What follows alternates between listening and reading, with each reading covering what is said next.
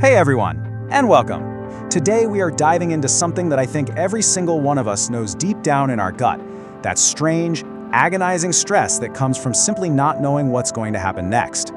I mean, you know the feeling, right? That little pause after you hit send on a really risky text, or the dead silence after a big job interview, waiting for a doctor to call you back with results. Why is that limbo, that period of pure, unadulterated uncertainty, so much more excruciating than just getting a clear answer, even if it's a bad one? And look, this is not just in your head. It's a real, documented thing. Studies have shown that the uncertainty around your job can actually be worse for your health than getting fired. Waiting for medical results, often more stressful than the bad diagnosis itself. And get this, one wild study found that people's stress levels shot through the roof when they had a 50-50 chance of getting an electric shock. That's even higher than when they were told they were definitely getting one. So, what on earth is going on? Well, to get to the bottom of it, we have to look way back, deep inside our own heads, at a system that's been running the show for millions of years. It all kicks off with our brain's ancient alarm system. It really boils down to this one simple fact. Your brain is a survival machine.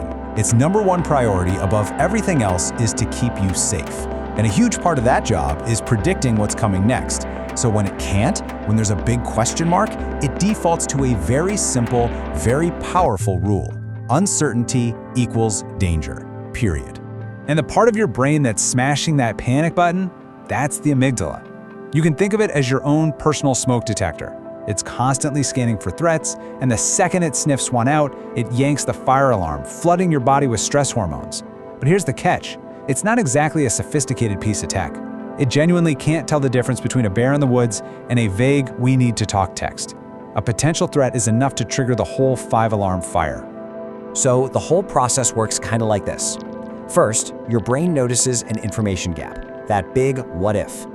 Second, your amygdala starts screaming danger and flips the switch. And third, your body gets the memo and goes into overdrive. Your heart starts pounding, your muscles get tight, you start breathing faster, you are physically getting ready for a fight that might only be happening in your imagination. This quote just nails it, doesn't it? For that primal, survival-obsessed part of your brain, not knowing is literally corrosive. It's such a deeply uncomfortable state that your brain will do just about anything to get an answer. Any answer. But here's where it gets a little more personal. While every one of us has this ancient alarm system, the volume knob isn't set to the same level for everybody. Some of us have a real hair trigger system, which brings us to the second piece of this puzzle, the uncertainty magnifier. Psychologists have a term for this, intolerance of uncertainty, or IU for short. Now, this isn't a flaw or something you're doing wrong. It's a personality trait, just like being introverted or extroverted. It's basically a spectrum that shows how much distress you feel when things are up in the air. Some people can just roll with the unknown, but for others, it feels completely unbearable. And the connection here is, well, it's about as direct as it gets. The higher your intolerance of uncertainty, the higher your stress levels are going to be in these ambiguous situations.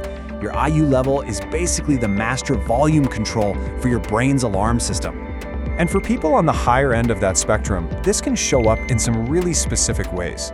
We're talking about things like chronic worry, replaying scenarios in your head a million times, or constantly needing reassurance from other people.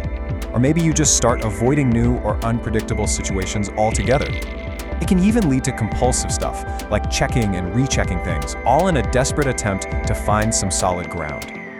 Okay, so we've got the brain's alarm and that personal magnifier. So let's look at what actually happens when these two things get together. Uncertainty starts acting like an emotional amplifier.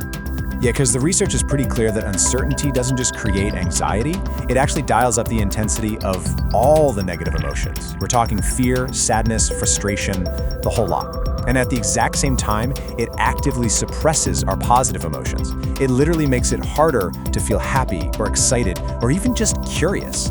It's like it completely rewires our emotional landscape. Just think about it this way. If you're already feeling a little bit down, uncertainty can push you into feeling really, really sad. And if you're feeling a little bit happy, uncertainty can just come in and suck all the joy out of the room. It's like a universal dimmer switch for everything good and a megaphone for everything bad. All right, that's the science behind why uncertainty feels so awful. I know, it's a little grim. But what can we actually do about it? So this last part is all about shifting our perspective. It's about learning to ride the wave instead of letting it pull you under. I absolutely love this quote. The goal here is not to get rid of uncertainty. I mean, that's impossible, right? And it's not even about getting rid of the anxiety it causes.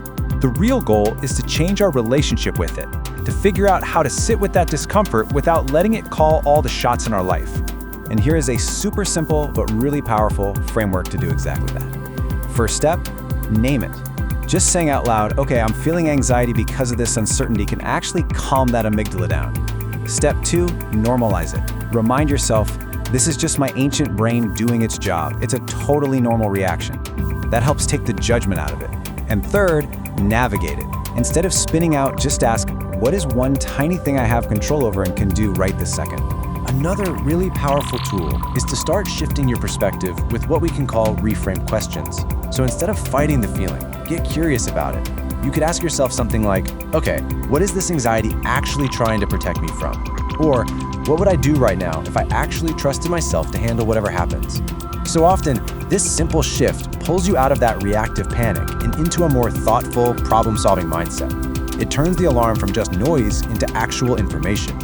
And that kind of brings us to our final big idea. Think about it. We get anxious about the things that we care about the most: our health, our family, our careers. So what if we started to see that jolt of anxiety not as a problem to be solved, but as a compass, a signal that we've stumbled upon something that truly deeply matters to us? Maybe then, uncertainty becomes a little less of a threat and a little more of an invitation to really engage with what's most important in our lives.